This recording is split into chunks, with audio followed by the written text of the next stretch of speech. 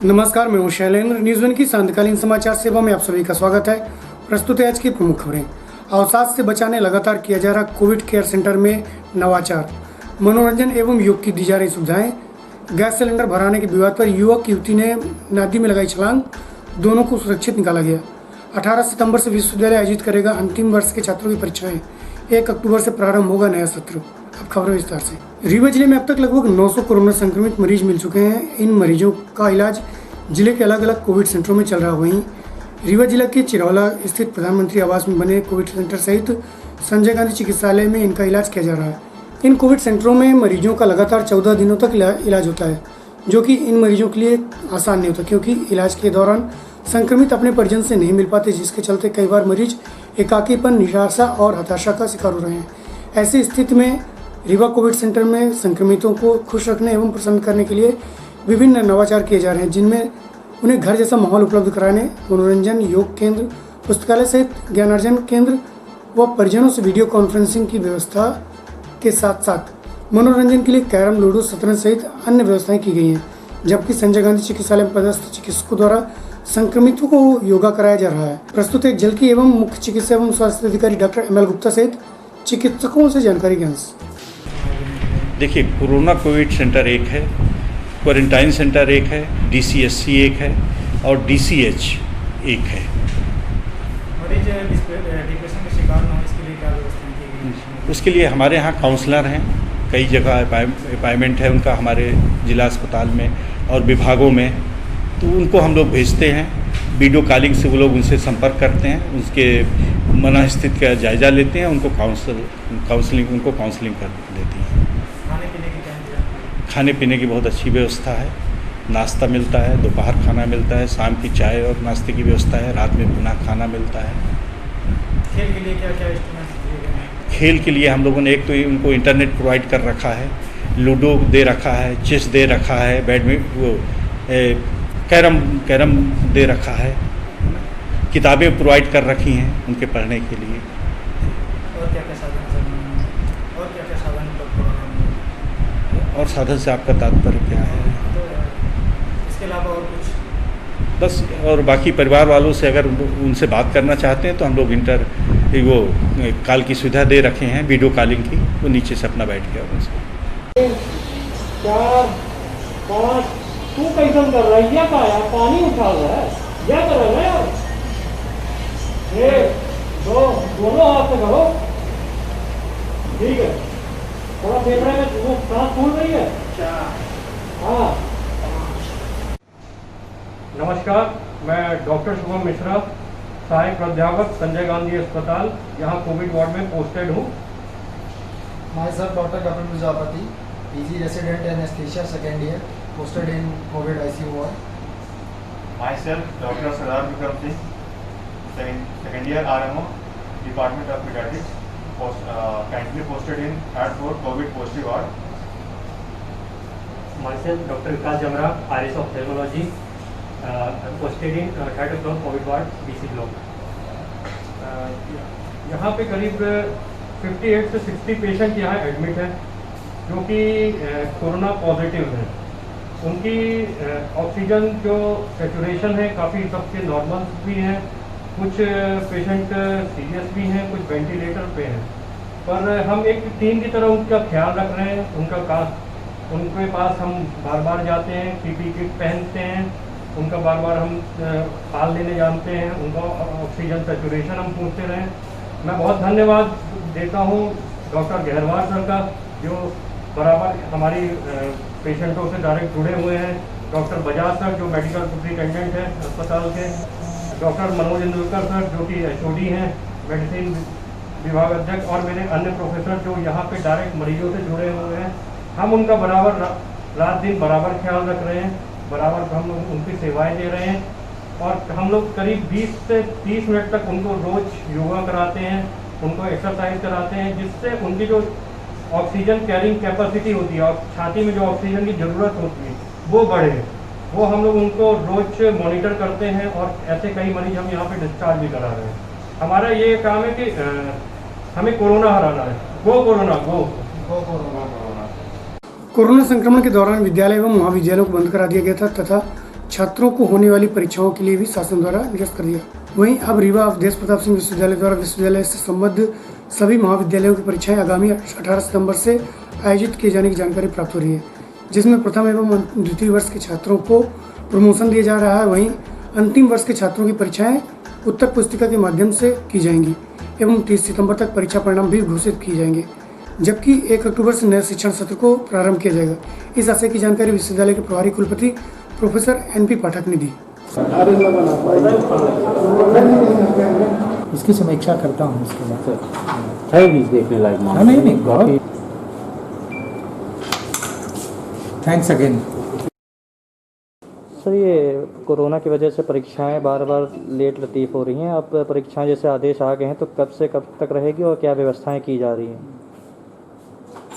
देखें, ये एक आपदा है और राष्ट्रीय आपदा है और इसका ऐसा स्वरूप है कि परीक्षाओं के लिए जो व्यवस्थाएं चाहिए वही परहेज के रूप में इस मर्ज की अपनी एहतियात है। इस कॉन्ट्राडिक्टरी स्थिति को मैनेज करने में हमें ही नहीं, हमारे प्रत्येक उच्च स्तर को भारी कठिनाई और निर्णय की असुविधा झेलनी पड़ी है। लेकिन इसके बाद भी माननीय विश्वविद्यालय अनुदान आयोग के हमारे अध्यक्ष जी, MHRD के हमारे जिम्मेदार अधिकारीगण तथा अन्य और पदेन जो प्राधिकारी हैं वे तथा हमारा माननीय राजभवन, माननीय उच्च शिक्षा विभाग, सब ने पुरजोर प्रयास करके हम सभी विश्वविद्यालयों को मध्य प्रदेश में एक टारगेट दिया है, लक्ष्य दिया है और उनकी योजना के मुताबिक हमको हर हालत में 30 सितंबर तक परीक्षाएं ही नहीं अपितु परीक्षाओं के उपरांत प्रायोगिक तथा लिखित अंकों को संयोजित करके बच्चे को अंक सूची देकर छात्र को, परीक्षार्थी को, उन्हें 1 अक्टूबर से नए सेशन में चाहे वर्चुअली चाहे भौतिक रूप से अगर परिस्थितियां सामान्य रहीं तो कक्षाएं चलाकर शिक्षा के सत्र के लेट हो जाने पर उसे फिर से रेगुलराइज करने की कार्य योजना का लक्ष्य है। अभी फिलहाल प्रथम दृष्टया हम सब लोगों ने परीक्षा की गोपनीय और परीक्षा विभाग की तैयारियों की कल मैंने 1 बजे समीक्षा की है और उस समीक्षा से बड़े संतोषजनक परिणाम आए हैं और मैंने राज्य शासन के साथ अपना संकल्प व्यक्त किया है कि हम प्रत्येक स्थिति में 18 सितंबर से अपनी परीक्षाएं शुरू करके इन्हें 5 दिनों की समयावधि में या 1 सप्ताह की समयावधि में पूरी करके और इसी बीच हम अपने प्रायोगिक अंकों को महाविद्यालयों से बुलाकर पहले उनकी फीडिंग करके रखेंगे और अग्रणी महाविद्यालय के माध्यम से उत्तर पुस्तिकाओं का संकलन करके सैद्धांतिक प्रश्न पत्रों का भी त्वरित मूल्यांकन कराकर शीघ्रातिशीघ्र रिजल्ट देकर 1 अक्टूबर से मध्य प्रदेश मार्गदर्शी सिद्धांत की अकादमिक कैलेंडर की व्यवस्थाओं और प्रावधानों के अनुसार निश्चित रूप से अपने इस कोरोना काल की असामान्य परिस्थिति में भी जैसी भी परिस्थिति रहेगी,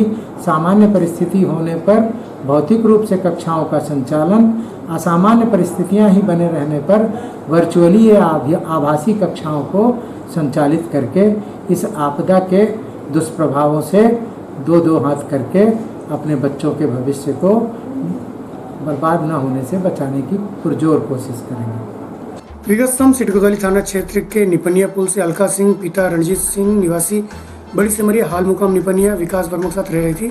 वहीं पड़ोसी से गैस सिलेंडर भराने के विवाद पर पुल से कूद गई, जिससे बचाने के लिए पड़ोसी मंटू खान भी कूद गए, जिन्हें डूबते देख पचमढ़ा घाट में गुड्डू मछुआरे द्वारा जान जोखिम में डाल महिला को सकुशल बचा लिया। वहीं मंटू खान को भी बचा लिया गया, जबकि इस घटना की सूचना के तुरंत बाद SDRF की टीम नदी में दोनों की तलाश करती रही। प्रस्तुत एक झलकी एवं उप निरीक्षक RD महोविया से जानकारी के अंश। आपने अच्छा काम किया। पिता का नाम क्या है?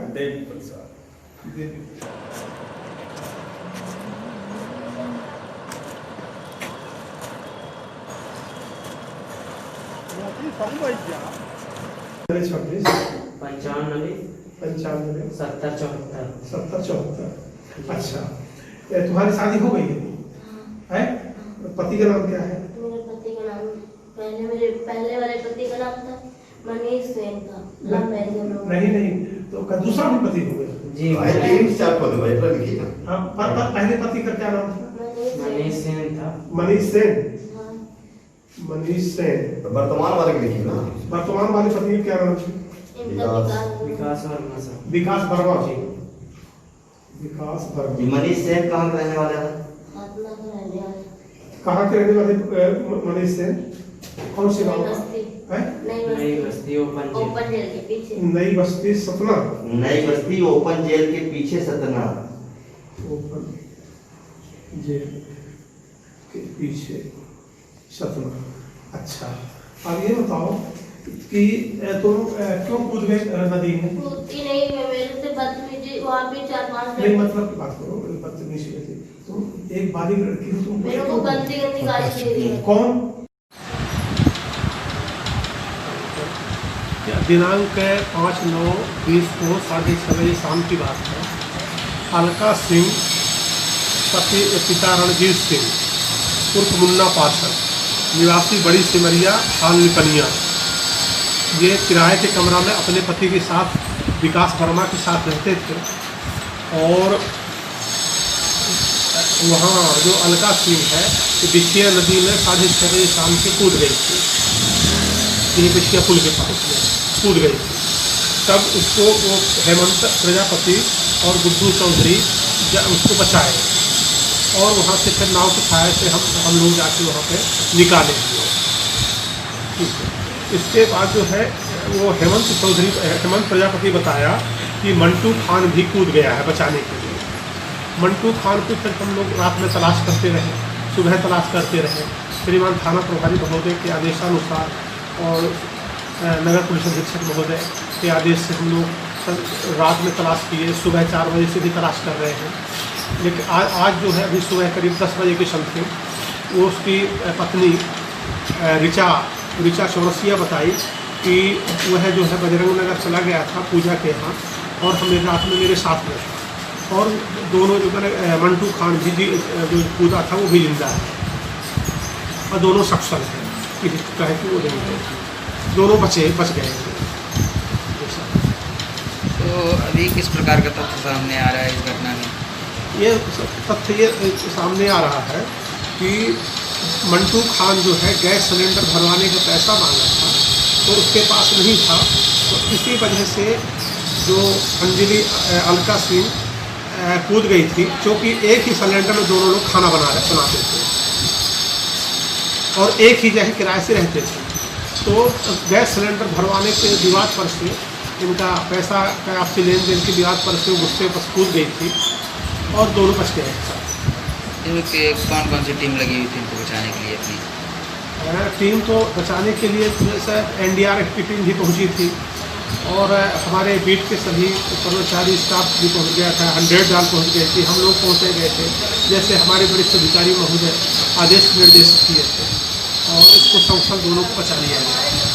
अमैया थाना क्षेत्र अंतर्गत वेंकट मार्केट कला मंदिर के पास लक्ष्मण बिल्डिंग में संचालित करीब 4 दुकानों खंडेलवाल सर्जिकल, अनिल ऑनलाइन केंद्र, सुनील ट्रेडर सहित मानकर रेडियो हाउस के संचालकों के साथ किराएनामा को लेकर मकान मालिक से हाईकोर्ट में केस चल रहा है। वहीं उक्त मकान मालिक अशोक मिश्र, फणेंद्र एवं हर्ष द्वारा विगत रात्रि उक्त दुकानों के ताले तोड़ अपना ताला लगा दिया, जिसकी CCTV फुटेज के आधार पर दुकान संचालकों द्वारा अमैया थाना पहुंच कार्रवाई कराने रिपोर्ट दर्ज कराई। प्रस्तुत है CCTV फुटेज एवं दुकान संचालकों से जानकारी के अनुसार।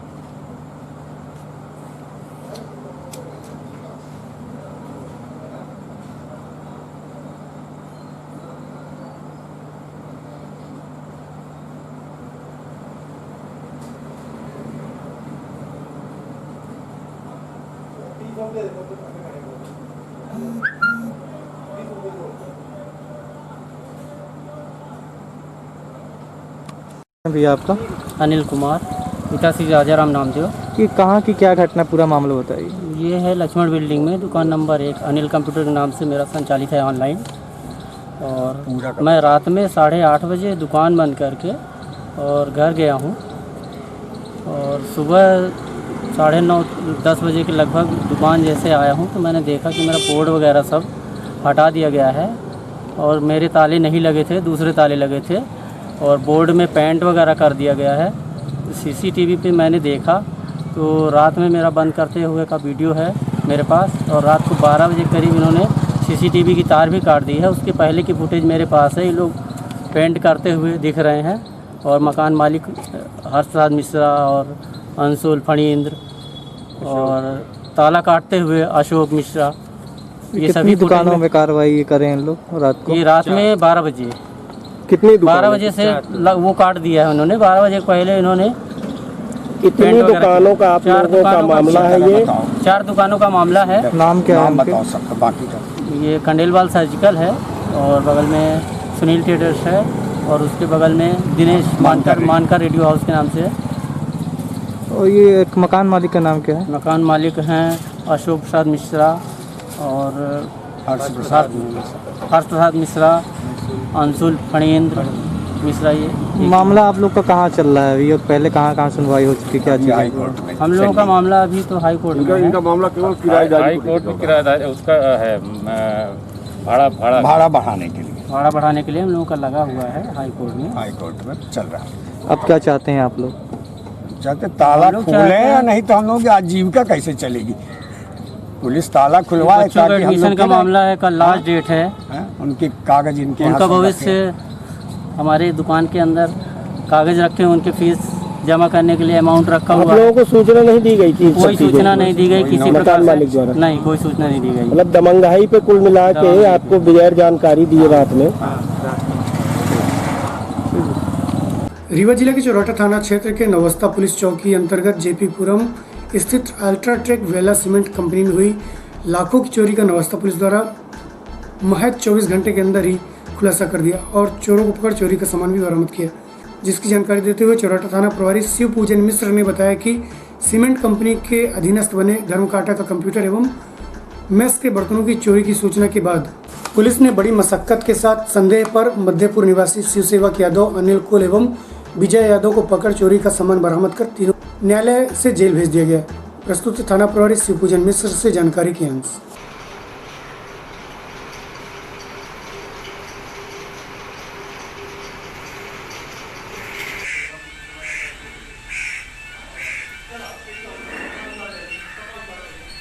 नवस्था चौकी में एक चोरी का खुलासा हुआ है, आरोपी भी पकड़े गए हैं, क्या है पूरा मामला? इसमें अभी रिसेंटली एक सितंबर और 2 सितंबर के दरमियानी रात एक हमारा अल्ट्राटेक कंपनी के अंदर ये SIS की गाड़ी लगी हुई है। उनके मेस में चोरी हुई थी। बहुत सारा सामान उनके मेस संबंधित जो रहता है वाटर कूलर वगैरह, उनके खाने बनाने का सामान और आपका गंजी वगैरह बहुत सारी चोरी हुई थी। कुल इसमें 25,000 रुपये कीमती सामान था, और उसको पुलिस ने मुखबिर द्वारा पकड़ा है। कुल 3 आरोपी गिरफ्तार हुए हैं।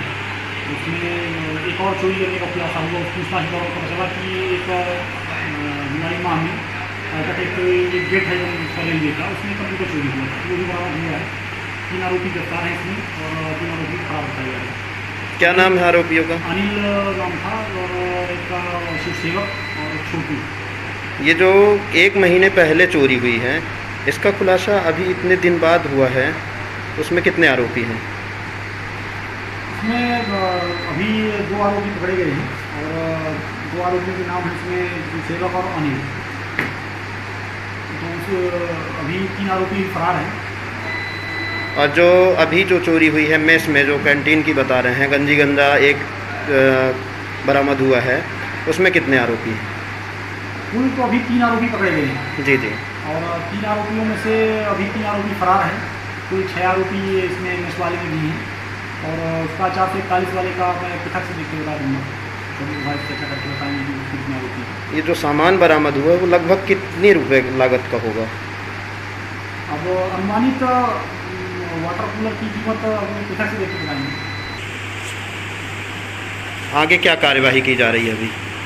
इसमें चूँकि जो पूछताछ में कई चीज़ें पता चली हैं कि उनसे पूछताछ हुई, भाई आपने इससे पहले कितनी चोरियाँ की, जो कुछ हम जानकारियाँ उसमें बताई हैं। कुछ लोग अन्य नाम बताए हैं जो वहाँ अल्ट्राटेक में लगातार चोरी करते हैं, सवाल चोरी वगैरह करते हैं। उदाहरण सवाल के उनको भी उठा के पूछताछ किया जाएगा, कुछ जानकारी होगी कि ऐसा सवाल चोरी करने वाला है।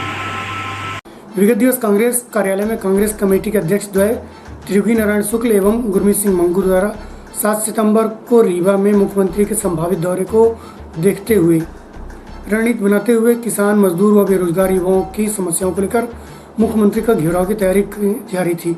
वहीं यह भी कहा गया था कि अगर मुख्यमंत्री नहीं आते हैं तो कलेक्टर का घेराव कर जन मुद्दों के निराकरण के लिए ज्ञापन सौंपा जाएगा। इस दौरान प्रदेश महामंत्री डीपी सिंह, कार्यकारी अध्यक्ष रमाशंकर सिंह उपस्थित रहे। प्रस्तुत है वार्ता के अंश। कोरोना महामारी का कहर जिले के अंदर बढ़ता जा रहा है, लेकिन दुख का विषय यह है कि इस कहर को भारतीय जनता पार्टी के विधायक और सांसद उत्साह के रूप में देख रहे हैं।